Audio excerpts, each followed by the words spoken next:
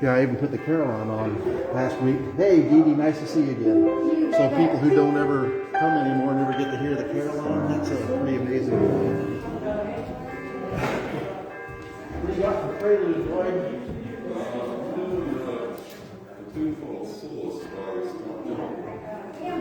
What's it called? Soulless. And the spouses in the restaurant. Don't need some coffee. No, not coffee. Is that what he does? Oh, yeah, we had coffee on the way out. So, sure. Okay, crowd, settle down. Too nice. Man, the place is packed. You must have 5 people here. Welcome to let me get this off. Welcome to First Universalist at New Madison. Nice to have you here today. Hopefully you're tuned in online as well. We have any welcomes or announcements? First welcome, we want to welcome Derek Parker from El Dorado. He'll be our guest speaker. And I think I've announced this before. He'll be with us probably at least once a month as we go forward. Days will change. I know a lot of you know Derek. He was here before, and he's been at El Dorado. He's actually been a little bit everywhere, and I'll let him give you a history when he gets up here. Any other announcements? We had, yes? I've been attending an online lecture series about racism from the library. And each lecture is independent of the other. And the last one is going to be February 24th. So I will email everybody information about the topic and all that. But it's been pretty good. The speaker is a little awkward. She uses a lot of it gets kind of annoying. But if you can get past that, it's really pretty good content. And since we're in Black History Month, I thought I'd announce it, and maybe you can participate in the last one. It's free. All you have to do is register at a website, and I'll give you that information. Great. Okay. Thanks, Margaret. We'll put it on Facebook, and we'll put it on our YouTube site, and we'll see if we can get it on the actual website, too. Before I go any farther, if people aren't aware, we have separation here. We keep our 6-foot separation. We have yellow tape. We have disinfectant at every pew.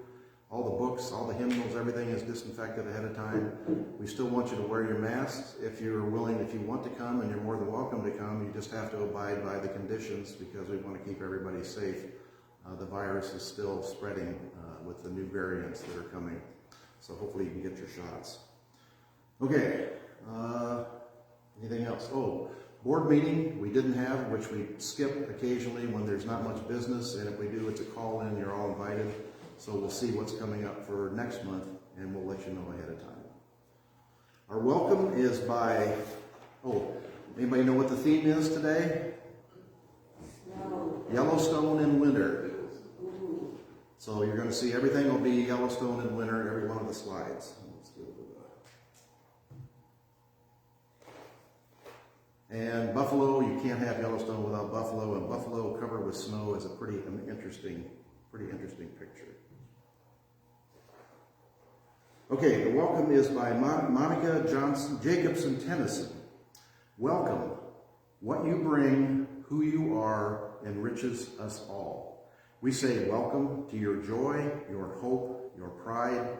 We say welcome to your grief, your fear, your anger. And the parts of you that are not yet ready to be seen and heard, welcome to them as well. For we are a people of faith, faith in our expansive welcome, faith in our ability to grow, faith in the precious gift of our truths, faith in the promise of trying, learning, changing, faith in our capacity to know ourselves and each other ever deeply. Welcome to you who are gay, straight, bi, pan, lesbian, queer, questioning, unable to be contained in any word. Welcome to you who are trans, cis, genderqueer, non-binary, intersex, agender, beyond words. Welcome to those who are human. Welcome to you who love and are loved. Welcome to you who are blessed, which is all of you. May this time together be a blessing, and we will proceed. Let me do the chalice lighting. Let's do the prelude. And the prelude is Soulless by Johnson. I think you'll like this. Scott Johnson. There we go. Great.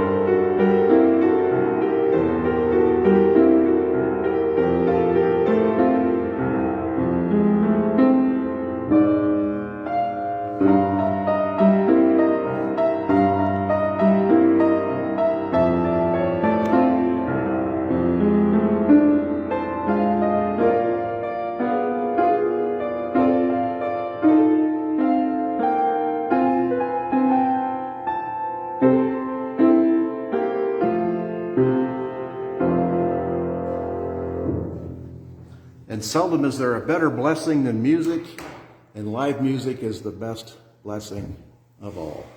And when you hear Scott Johnson, you know, you may not have known the name, but you know the music when you hear it. For our chalice lighting, let me give Derek a hymnal. Thank you. We'll be doing 434 in your hymnal. So you can look that up while I'm starting the little electrons flowing.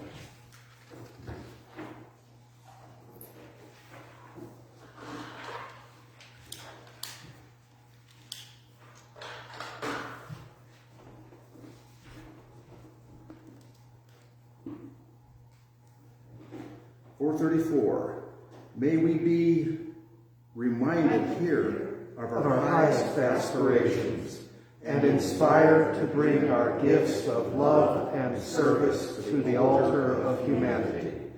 May we know once again that we are not isolated beings, but connected in mystery and miracle to the universe, to this community, and to each other. It's nice to hear voices. Our opening hymn, also in your hymnal, is 113, Where is Our Holy Church? And thanks to Derek, he pretty much organized the service, picked the hymns, picked the readings, so we appreciate his input. Feel free to sing, but keep your mask on.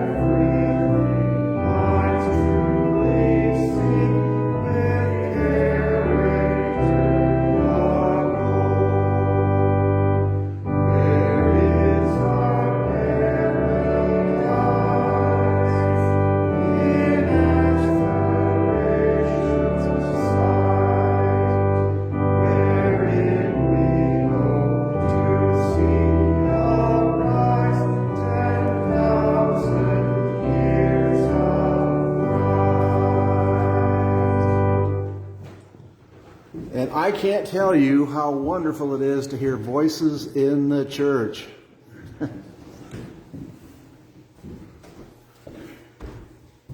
Our affirmation is in the hymnal 458.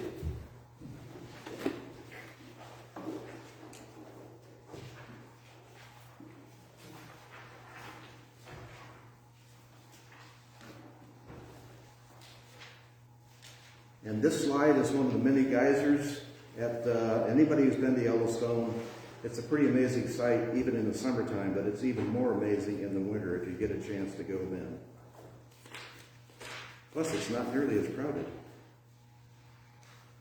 458. Mindful of truth, ever exceeding our knowledge, and community ever exceeding our practice. Reverently we covenant together, beginning with ourselves as we are, to share the strength of integrity and the heritage of the Spirit in the unending quest for wisdom and love. Very nice. Okay, children's story. As you know, I get these. The library does a tremendous job here in New Madison. They find all these for me and send them over. And we have a little parameter, not too goofy, not too religious, a good human interest learning story to learn, to teach, and to kind of figure out what cultural guidelines we can set up for kids, and I guess for adults too. This one is Tacky, the penguin. I thought it kind of went along with our winterscape here. This will give you an idea who Tacky is. Here's a penguin in a Hawaiian shirt doing a flip. There once lived a penguin. His home was a nice icy land he shared with his companions. His companions were named Goodly, Lovely, Angel, Neatly, and Perfect. And you can see in their little tuxedos, neatly and perfect, were very aptly names. His name was Tacky. Tacky was an odd bird. Every day, Goodly, Lovely, Angel, Neatly, and Perfect greeted each other quietly and politely, shaking hands in their tuxedos. Tacky greeted them with a hearty slap on the back and a loud, "What's happening?" Goodly, Lovely, Angel, Neatly, and Perfect always marched 1, 2, 3, 4, 1, 2, 3, 4. Tacky always marched 1, 2, 3, 4, 2, 3, 6, 0, 2.5, 0. His companions were grateful divers. Tacky has his little inner tube. Tacky liked to do splashy cannonballs. Goodly, Lovely, Angel, Neatly, and Perfect always sang pretty songs like Sunrise on the Iceberg. Tacky always sang songs like, "How many toes does a fish have?" Tacky was an odd bird. One day the penguins heard thump, thump, thump of feet in the distance. This could only mean one thing. Hunters had come. They came with maps and traps and rocks and locks, and they were rough and tough. As the thump, thump, thump drew closer, the penguins could hear the growly voices chanting, "We're going to catch some pretty penguins. We're going to march them away with a switch, and we'll sell them for $1, and we'll get rich, rich, rich." You've got a bear and a couple of wolves, nets, and locks and chains. Goodly, Lovely, Angel, Neatly, and Perfect ran away in fright. They hid behind a block of ice. Tacky stood alone. The hunters marched right up to him, chanting, "We're going to catch some pretty penguins, and we'll march them with a switch, and we'll sell them for $1, and we'll get rich, rich, rich." "What's happening?" blared Tacky, giving one hunter an especially hearty slap on the back. They growled, "We're hunting for penguins. That's what's happening." "Penguins?" said Tacky. "Do you mean those birds that march neatly in a row?" And he marched 1, 2, 3, 4, 2, 3, 6, 0, 2.5, 0. The hunters looked puzzled. "Do you mean those birds that dive so gracefully?" Tacky asked, and he did a splashy cannonball. The hunters looked wet. "Do you mean those birds that sing such pretty songs?" And Tacky began to sing, and from behind the block of ice came the voices of his companions, all singing as loudly and dreadfully as they could. Kind of sounded like church sometimes. "How many toes does a fish have? And how many wings on a cow? I wonder, yep, I wonder." The hunters could not stand the horrible singing. This could not be the land of pretty penguins. They ran away with their hands clasped tightly over their ears, leaving behind their maps and traps and rocks and locks, and not looking at all rough and tough. The last page, Goodly, Lovely, Angel, Neatly, and Perfect hugged Tacky. Tacky was an odd bird, but a very nice bird to have around. So, never be ashamed of being an odd bird. Sometimes it comes in handy. Okay, joys and concerns.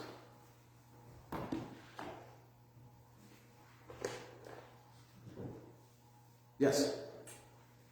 I have a number of joys. I'll mention a few, but unfortunately my joys, as I'm sure your joys, tend to have a concern that kind of balances with it. I'm joyful that I'm getting my second vaccination this coming week, but I know that there are those who either choose not to get their vaccinations, and there are those who maybe don't have the wherewithal to figure out how to go about getting a vaccination. Not all of us have the same access to information. I'm joyful, grateful. I have water and I have heat in my home, but there are those who we have to be concerned about who don't. And why is it? they don't. Who are they? Where are they? I am joyful that I have a cell phone that works. I have a car that works. I can get places when I need to. There are people that don't. And the last thing I'll mention is that I'm grateful that we have a new president, and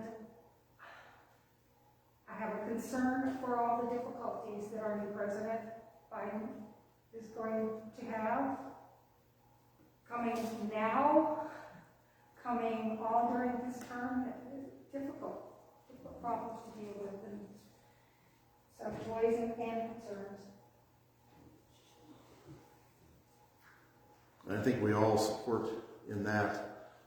We want to keep Texas in our thoughts and prayers. I know Mexico is considering building a wall to keep those people out who are trying to come in for a better life, warmth, and that kind of thing. So we're hoping Mexico does not go ahead and build that wall. I mean, it's turnabout's not fair play.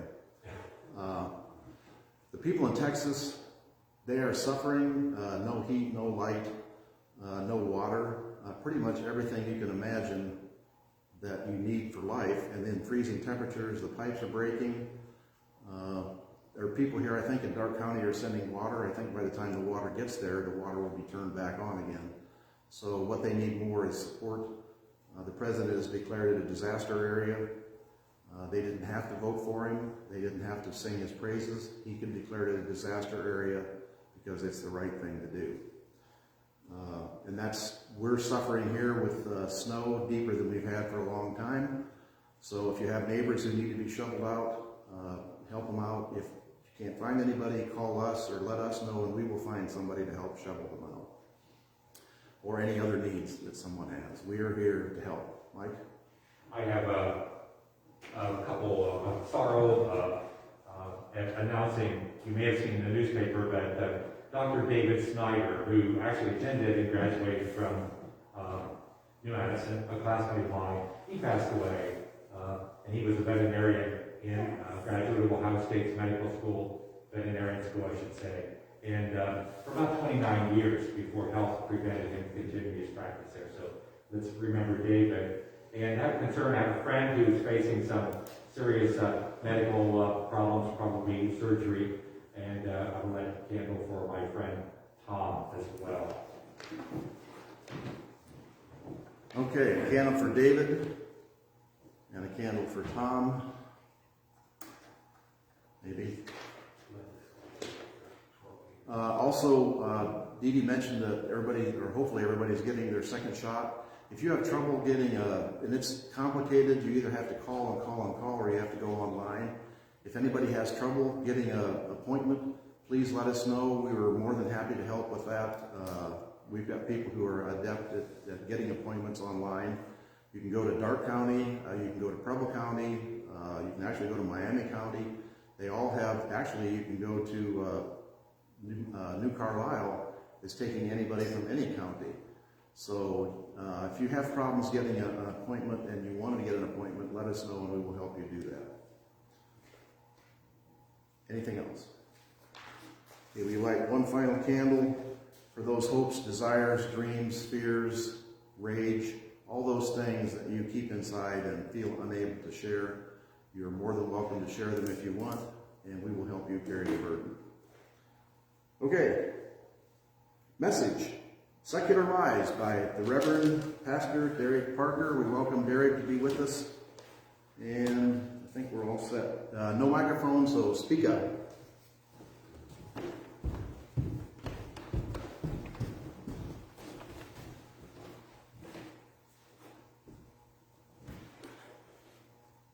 For those who do not know me terribly well, the very first time that I was a guest preacher here was in November of 1999. I was a prospective student at the Earlham School of Religion, and your minister at the time, Tara McDonald-Tyner, asked me to fill in on Sunday, since I would be down from Michigan that weekend anyhow, for a prospective student day at ESR. And then in August of 2000, I actually moved down to this region and have been guest preaching here ever since, sometimes more frequently and sometimes less frequently, depending on life circumstances. I'm going to confess a little something before I begin my message, which is I'm one of those people who is horribly camera shy. I'm glad to be swimming in the shallow end of the pool. Because I'm here with familiar people in a familiar place, and even though I hope that your audience online is massive, It's not. it is likely that it is smaller, and that my face is not being plastered all over the place, because I'm one of those people who never had any calling or gifts to be a televangelist. If I had enjoyed being on camera for ministry, I probably, I don't know, would be making a lot more money by now.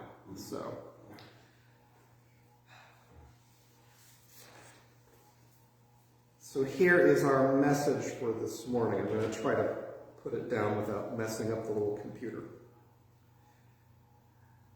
There are words that we use that, because they get used so frequently and so loosely, their meaning becomes blurry and imprecise. My favorite example of this is the word love, because I can love my husband, I can love gardening, I can love a cheese pizza with Canadian bacon. But those loves mean very different things. Committed devotion, a pleasant activity, and a pleasure that I really just desire. That cheese pizza with Canadian bacon. Now, my insight on this is not really new. Biblical Greek has 3 different words that in translation to English get collapsed down into the same word, which is love. There is agape, which is self-sacrificing love. And there's eros, which is erotic love. And there's philos, brotherly love. But in English, we end up collapsing those very distinct words into the same word, sometimes resulting in blurred meanings and murky preaching. So over the past decade, there have been a proliferation of hand-wringings as well as book publishings around the issue of secularism. As the hand-wringing voices describe it, secularism is destroying organized religion in the West. People are leading secular lives and walking away from churches and synagogues, and so congregations are shrinking and some of them are dying, and secularism is the enemy.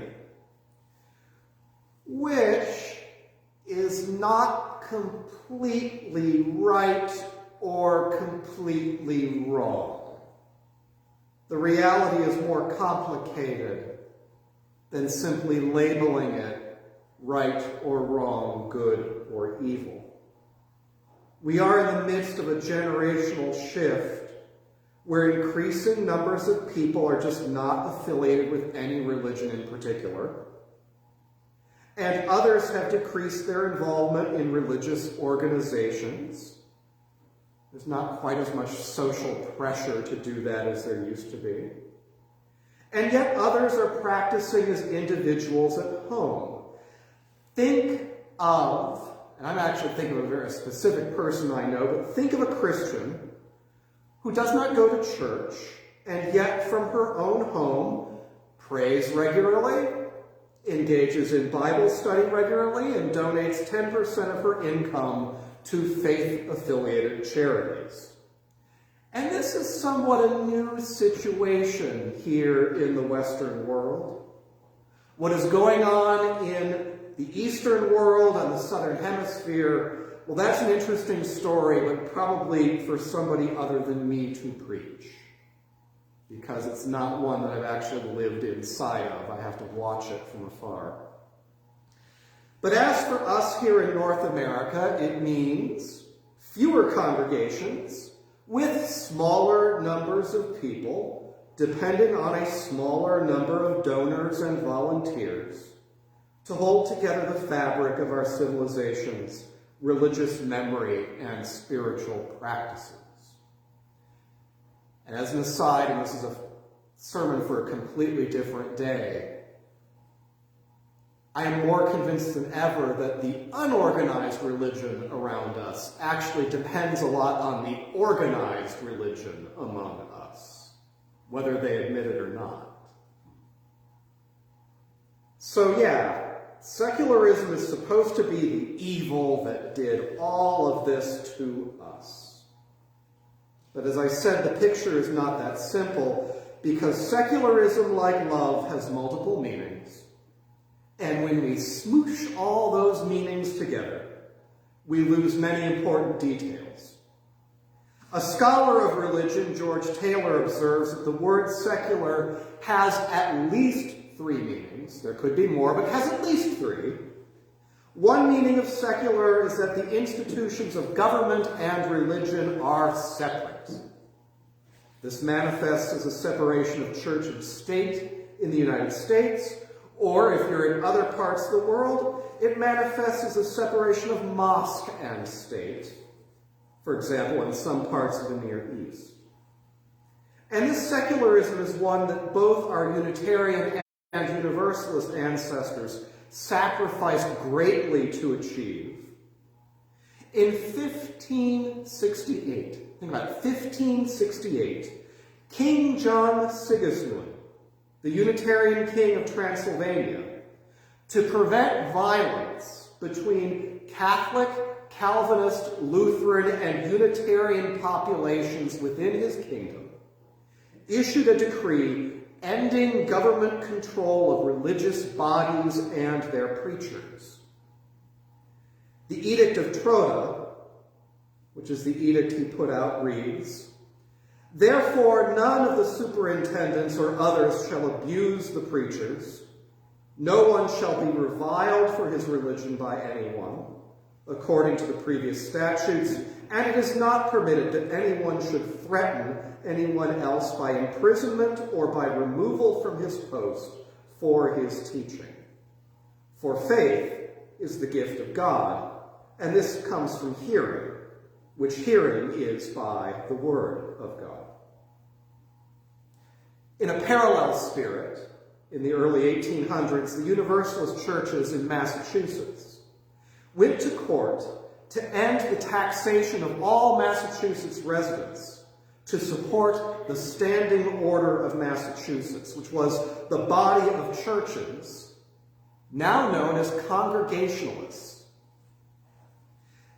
That lawsuit, which was successful, separated the institutions of tax collection from the institutions of religious donation so that people could support the religious body of their choosing. So that's the first secularism. It all dovetails, though, with the second definition of secularism. A culture or a nation is secular if people are free to choose which religion they will practice, or if they will practice no religion at all.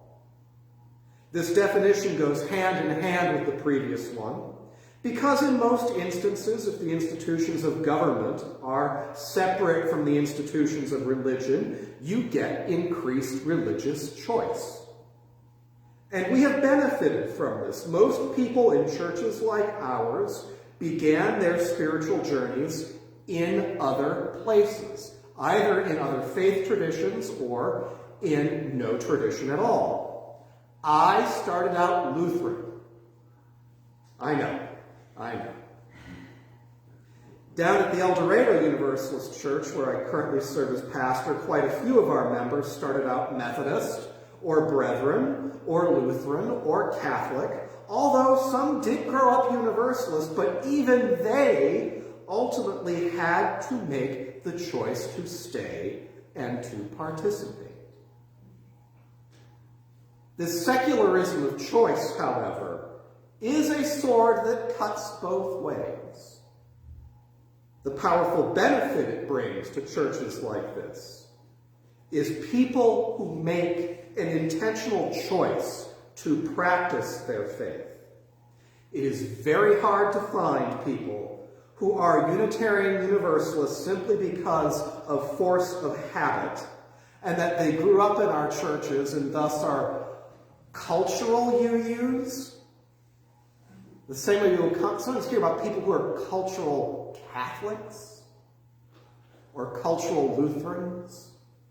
They've got a bit of an identity and they'll show up on Easter and Christmas, but, that's about it. We have the built-in zeal of being a chosen family of faith, a family that has to keep choosing generation after generation after generation, and not an unthinking habit we inherited from our parents. But, and you knew there'd be a but it also means that people can choose not to participate, or to participate for certain seasons of their lives and not participate in other seasons, or to participate in the group under some circumstances and then to individually practice in other situations.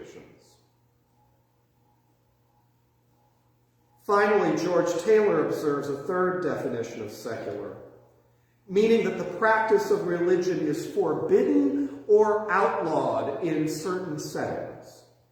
And this is a sticky bit in our culture, in our national culture in North America. Sticky and sometimes necessary and sometimes fraught with cultural overreach. Sometimes necessary because if our institutions of government and religion are separate and people are free to choose which religion they will practice, then people with official power must be required to relinquish their desire to use their power to promote their own religion.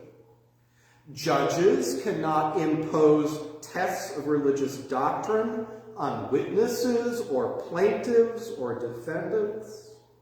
For example, a judge cannot decide a child custody case purely based on a parent's religious affiliation. Doesn't mean people don't try to do that in court, but the judge cannot make that decision based purely on the parent's religious affiliation. Public school teachers cannot use their role in the classroom to indoctrinate the captive audience of students in their classroom, although the kids are free to worship and pray at school as they wish, and even in some high schools, they organize their own clubs with their different religious affiliations and practices. The cultural overreach comes when this version of secularism becomes hostility towards religion in general. The clearest example I can give is not really an example here in the United States. It's actually an example from France, which has its own secular culture kind of running in parallel with ours. So, for example, in France, in the name of secularism, Jewish public school students are not allowed to wear a Star of David pendant with their school uniform, which is why there are a large number of private Jewish schools in France. Likewise, a Catholic student cannot wear a crucifix pendant with their school uniform, and a Muslim student cannot wear a headscarf.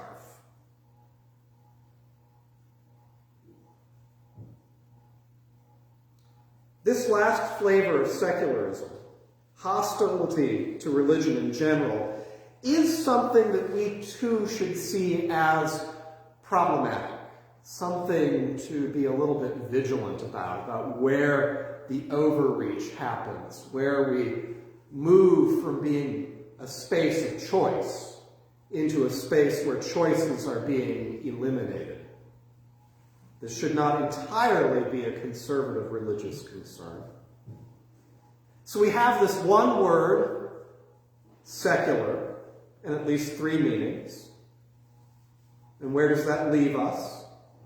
Where does that leave us at a small Universalist church in a little town, in a rural community, New Madison, Ohio, a place I love dearly? Where does that leave us?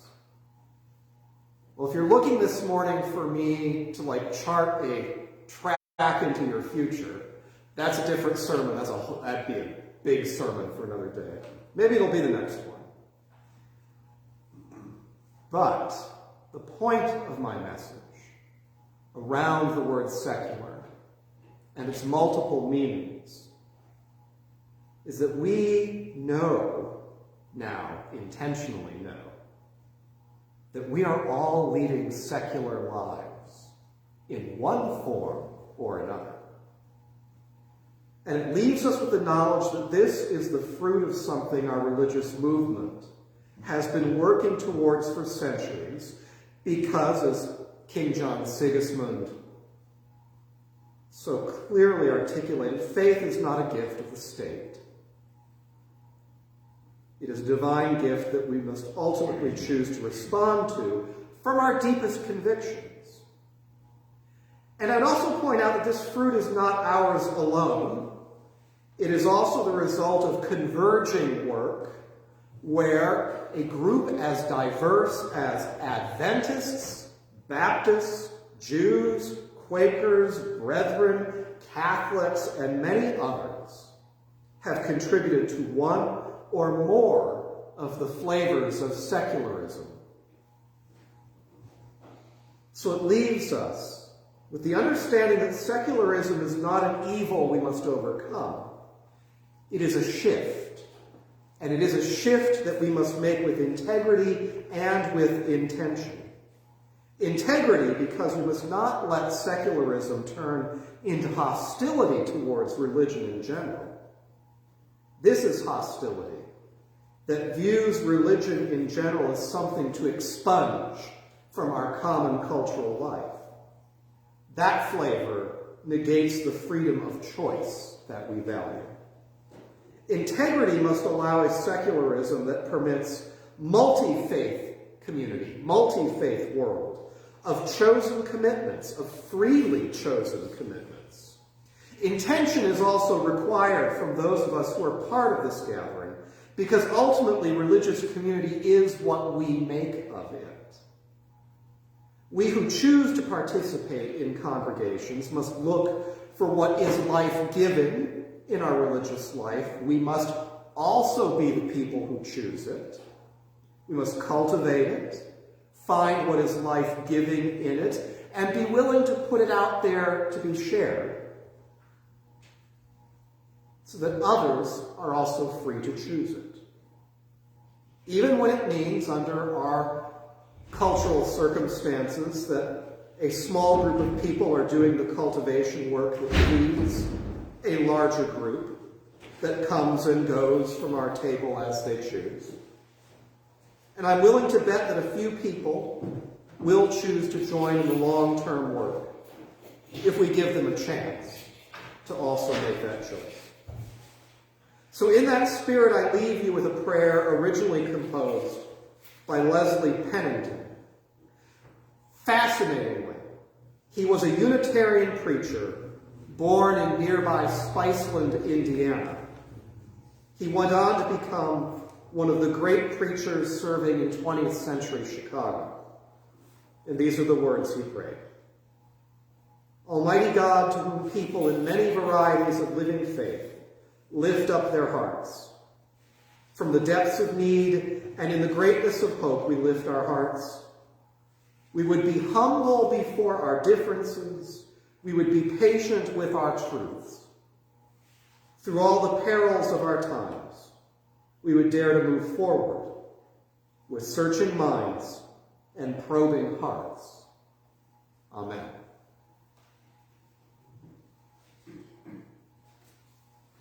You want to stay up for question and answer? Did they not do that at El Dorado? I did not see that on the little, I didn't know that was going on with the, Well, it's always availability if anybody has comments, questions. I would ask, do you have any sense personally which is the greatest force, the greatest movement at this time, secularism or its opposite, national Christianity? see, those are both big things. They're big things, and they both are,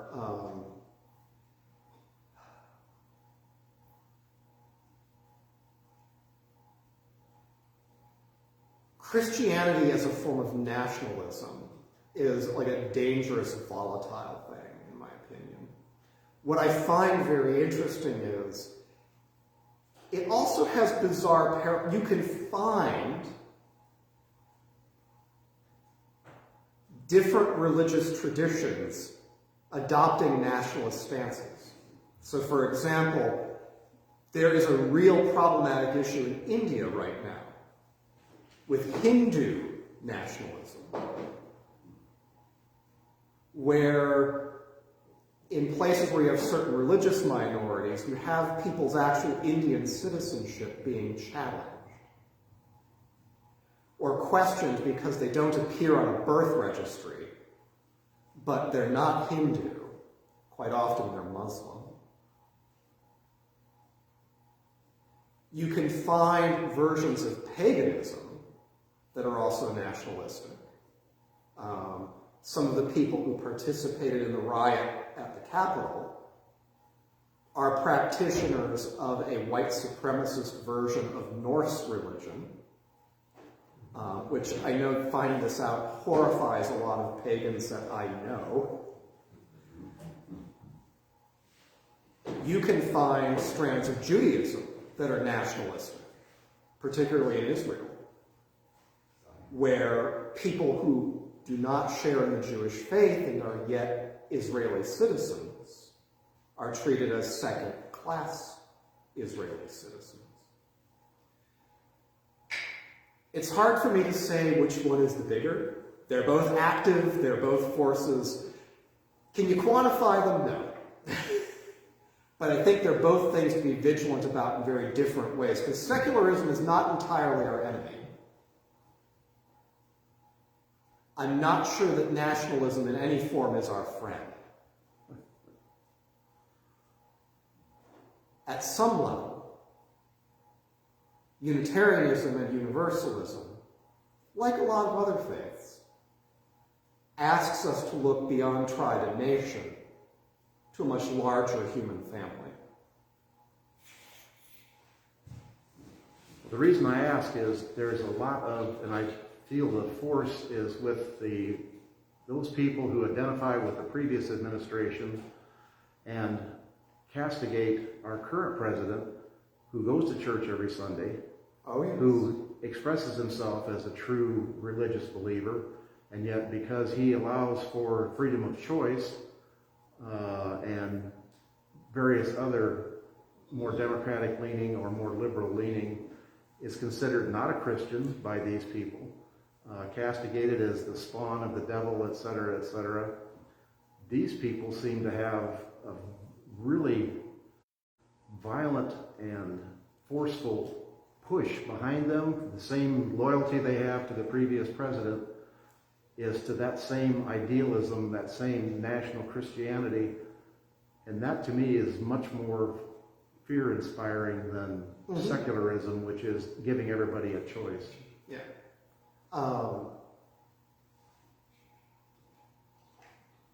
I'm not a terribly political person, but I will put this out there.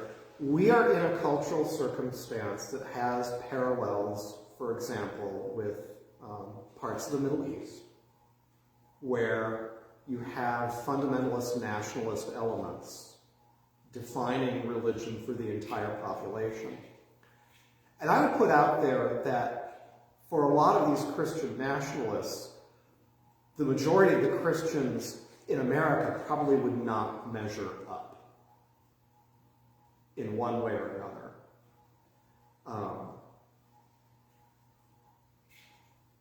I think it's very good. A person I admire who unflappably puts himself out there in a way that undermines the narrative of, we are faithful and everyone else is not, is Pete Buttigieg, who has been very clear that he is a gay man and he is a very devout Episcopalian. And he will unflappably put his faith out there very authentically. That he is a person of faith, he's a follower of Jesus Christ, and that he practices prayer and the sacraments following the Anglican practice. Do they not like it? Tough, is what he would say. And I admire that attitude. I don't think we're completely helpless, but we need to be intentional. And we need to be public about who we are. I'll let you be the timekeeper, because I'm not sure what the customary is now. This is a pretty loose church. Okay. It is now, anyway. Thank you for sharing with us, and thank you for spending a little bit of extra time to talk to us. Do I see Emerson Beatty in the back? That he's hiding back here. Now, as far as the president and freedom of choice, I often have a little bit of conflict there, as our president being a very strong Catholic, how his, and the Catholic faith's belief in abortion. People are saying our president, the right is saying our president is for abortion. How can his personal beliefs be for abortion because of his religious beliefs? I cannot speak for another human being, but what I can say is I've always found it fascinating that as a matter of Catholic doctrine, and this is true in a bunch of other religions too, divorce and remarriage is not allowed. And yet I have not seen a real concerted effort to forbid, outlaw divorce and remarriage in the United States. Yeah. So it is possible to thread the needle, to be faithful in your own practice while saying that others may differ and practice otherwise. And I think you have to be aware that our president has said his personal belief is not, he does not believe in abortion. He does not think it's right. He would never do it. But the difference is he does not want to force someone else to follow his beliefs. So he is pro-choice in politics, but pro-life in his personal being. And that is where people are having trouble accepting that, because they want to force their opinion, their belief on everyone. That's the difference. Nice to see you here, Emerson. Well, bless you, sir, and I will descend from the pulpit.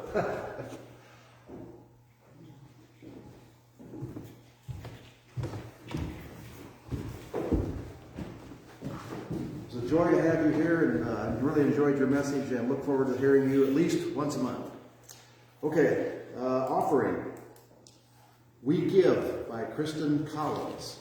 We give to remind ourselves how many gifts we have to offer.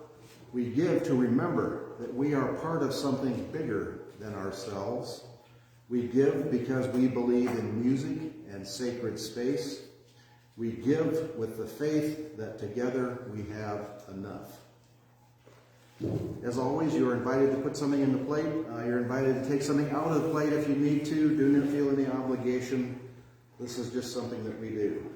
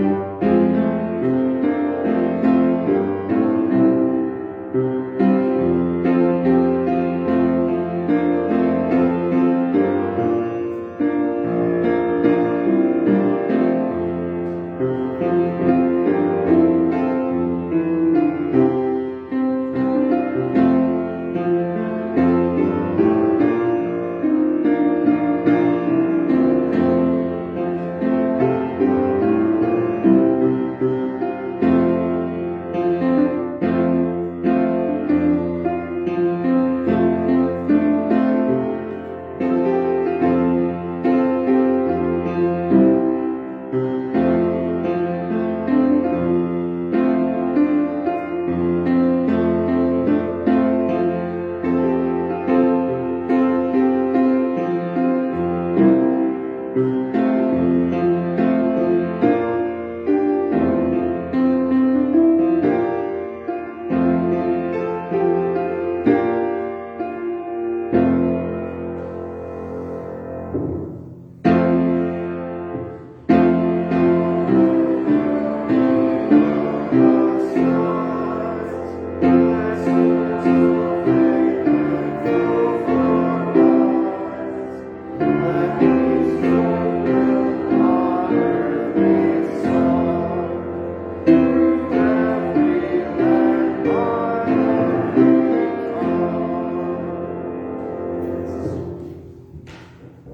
I'll say it again, it's so nice to hear voices in the church. All right, our closing hymn is number 42, Morning So Fair to See. How many verses are there? 3. 3, okay.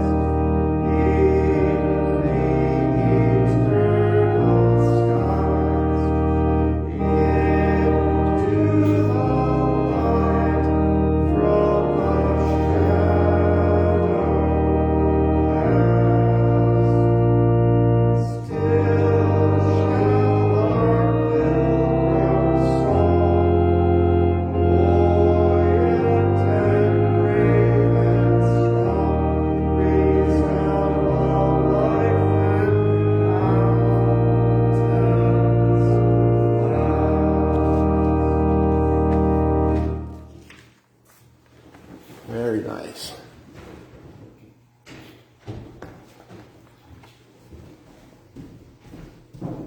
We're closing hymn. Oh, we just did that. All right. Closing words, 699. In your hymnal.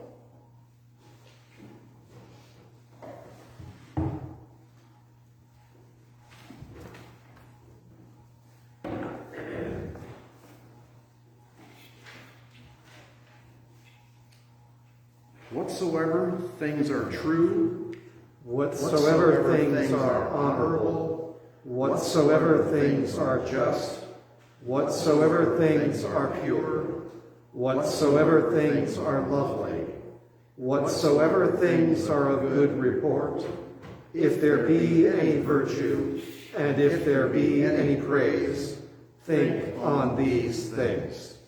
Philippians 4. Okay.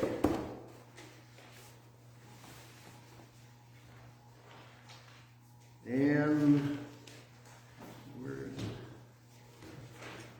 extinguish the chalice. I thought I had a reading, but I didn't see it. So we'll skip that this time.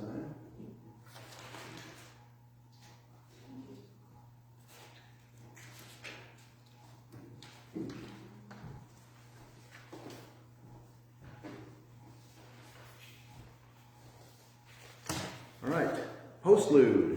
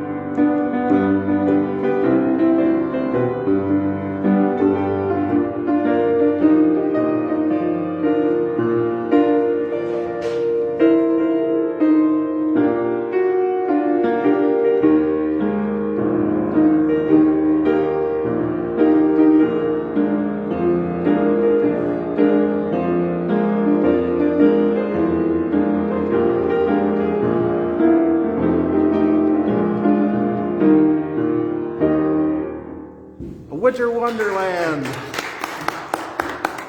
And as many people complain, I still love the snow, even when it's deep. Everything is so nice and clean. I hesitate to say white, but I will say it anyway. Stay safe out there. The virus is still very dangerous. Wear your mask. If you need help getting a vaccination appointment, let us know. If you need help with snow, let us know. Hope to see you back here again. Special thanks to Derek for bringing the message today, and that will be the end of our service.